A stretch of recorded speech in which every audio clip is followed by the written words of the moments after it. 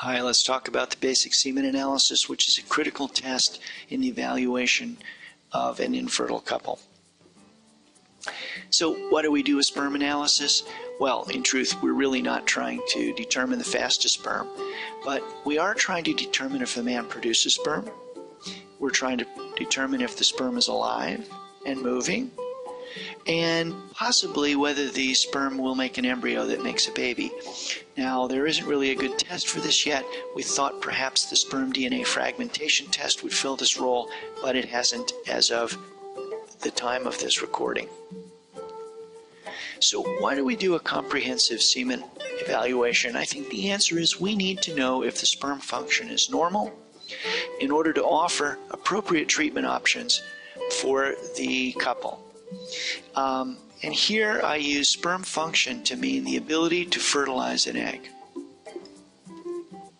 If sperm function is normal, then natural or IUI conception would be an option. And some treatments probably are unindicated, like a varicocelectomy, if the man has maybe abnormal measures of the sperm, but the function is normal. And I'm not going to explain that just yet. Then, surgery probably isn't helpful in that man.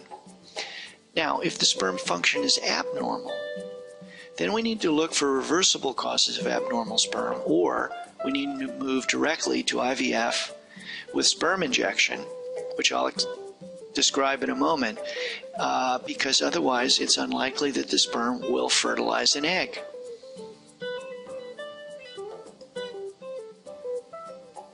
So what do we look for in the semen analysis? Well, we're looking at three things: the number of sperm as measured by the concentration and the total count.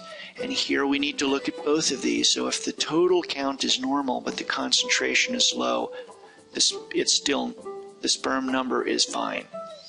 We need to look at motility. Are the sperm moving forward so that they can swim out to the egg? And is the shape of the sperm normal, which has been shown, as I'll show you, to be a measure of sperm reproductive potential.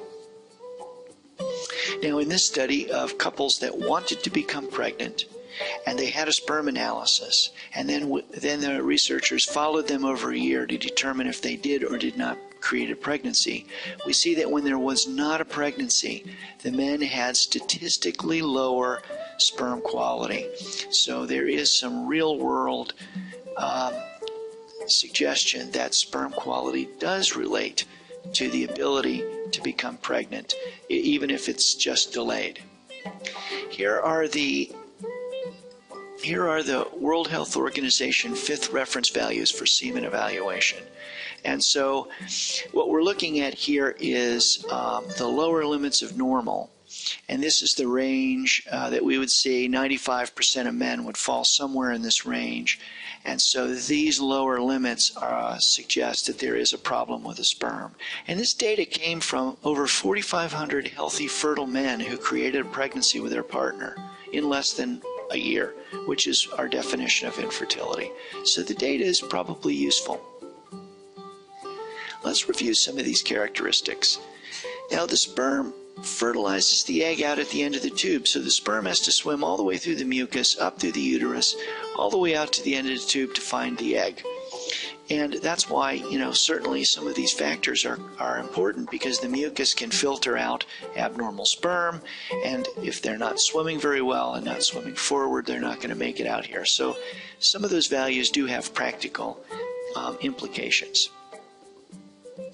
Once the sperm gets to the egg, it has to bind to the shell around the egg called the zona pellucida. It has to release its cap called the acrosomal cap. It has to penetrate the shell, bind to the egg, and activate it. And so all of these things are important, although we have only indirect measures for many of these factors. Now, IVF has been a great tool to understand the sperm analysis, because with IVF we have the egg in the dish, we have the sperm from the man, we can see the sperm touching the egg, and the sperm gets into the egg and makes an embryo, or it doesn't. And if we look at men with failed fertilization, they usually have some combination of sperm abnormalities. Now, which ones reliably produce fertilization? We're going to talk a little bit more about that. I also want to point out that I think IVF is a great model for the sperm analysis implications, because sperm testing really is predicting fertilization, not babies.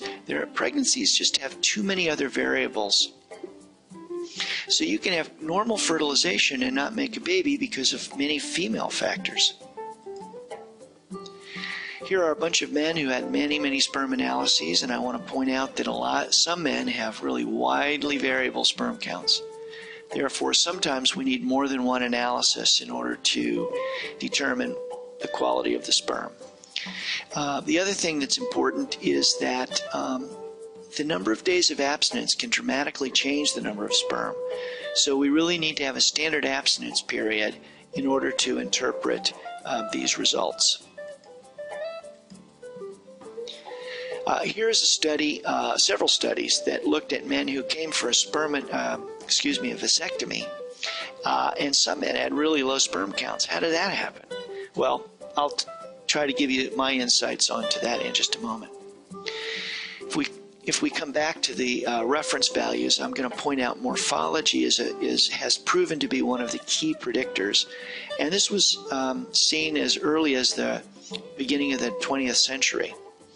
And our definition of strict normal morphology comes from several biological observations. That is, the sperm that are in the cervical mucus at the opening to the uterus, the proportion of sperm that bind to that shell around the egg called the zona, and the proportion of sperm that undergo the acrosome reaction. All of these things occur more commonly if the sperm is normal by strict criteria. With that, IVF found a much lower percentage of cases where there was unexplained failed fertilization once we began to look at strict morphology of the sperm. Now, it's not perfect, so if a man has really very few normal sperm, it's true that he has a significantly lower fertilization rate, but it's not as if there are no embryos. There is a higher proportion of men who will have no embryos at all, and therefore no embryo transfer. And pregnancy rates are lower because there are fewer embryos to choose from. It's harder to choose a good-looking embryo for transfer. In the early 90s, we developed a technique called ICSI, which I've alluded to before, intracytoplasmic sperm injection. We can actually take a little glass needle, insert it through that shell into the egg, and if the sperm gets inside, regardless of what it looks like, it's going to activate the egg and make an embryo. Now, even today, we try to put the most normal sperm into the egg, so it isn't as if we just take any old sperm unless that's all we have. And there are men who have literally no normal sperm, and they can make very healthy, normal pregnancies, which is important to know. So I'm going to tell you that ICSI has both revolutionized male factor treatment, and in another talk I'll suggest that perhaps there's a trend toward overuse, but it has been a major revolutionary treatment in infertility. Now, if we use ICSI, then the sperm morphology really doesn't matter here. So we get normal fertilization rates, regardless of morphology with ICSI. So we are able to overcome some issues.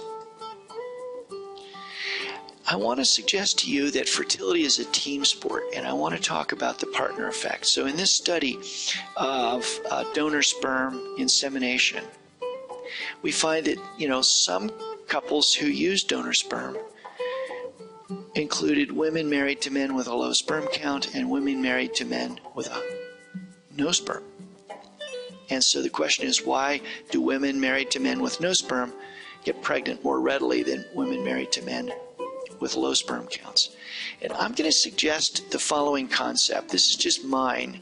I don't have direct proof of this, but let's say, for example, we could measure your fertility from 0 to 10. And let's say you need a score of 7 to make a baby.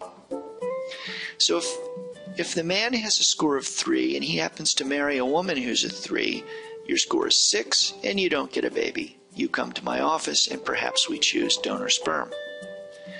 If the man is a 3 and he marries a woman who's a 5, the score is 8, they make babies, and they don't come to our office. So if we go back to our study, I'm going to suggest that if the woman's husband has no sperm, then she cannot get pregnant. And some of those women are highly fertile and can conceive easier with donor sperm, whereas in the case of women married to men with low sperm counts, some of the highly fertile women married to these men became pregnant. They did not need the infertility services, and so nature excluded them from coming to the fertility specialist. So I always think of this as looking at both partners in order to be sure that we don't miss something. I'm going to come back and remind you once again then of our numbers here for the basic sperm analysis. And with this in mind, I'm going to suggest that you should come in for an initial consultation. A semen analysis should be one of the first things that your physician performs. If the values are abnormal, then we need to get a detailed male consult and examination. And we may need to consider specialized sperm testing, which I'm going to make a separate video, is to keep this down to a reasonable time frame. So please make sure that the man is tested. Make sure that he gets evaluated thoroughly, whether it's a reproductive endocrinologist or a trained urologist. We want to make sure that the guys get to the right person. Thanks very much, and I hope this was a helpful talk.